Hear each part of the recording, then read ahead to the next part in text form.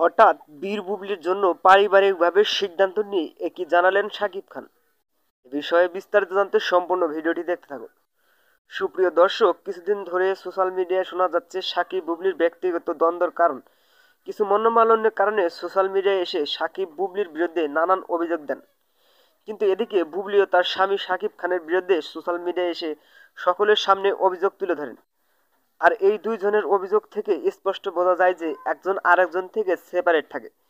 হয়তোবা শাকিব খান তাকে অনেক আগে ডিভোর্স দিয়েছেন, কিছু এ বিষয়ে স্পষ্ট কোনো তথ্য দিতে পারেননি, কারণ ডিভোর্স পেপারে তুলে ধরেননি এই সোশ্যাল মিডিয়া। আর তাই তো ভক্তরা মনে করেছেন শাকিব বুবলি এখনো কোনো ডিভোর্স হয়নি। কিন্তু একটা জিনিস সবাই দেখতে পারে, তো হচ্ছে সুপারস্টার শাকিব খানের কাছে ছেলে বীর শাকিবের কাছে না থাকে, মা বীরের কাছে থাকে।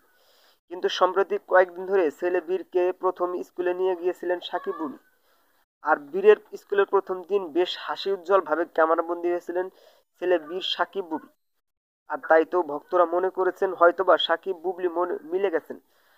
আর এবার হঠাৎ করে বীর বুবলিকে নিয়ে পারিবারিকভাবে মিলে গেলেন সাকিব খান।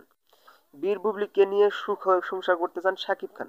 তো বন্ধুরা, এই বিষয়টি নিয়ে কি ভাবছেন সেটা কমেন্ট করতে পারেন নিচে কমেন্ট বক্সে। ধন্যবাদ, পুরো ভিডিওটি উপভোগ করুন।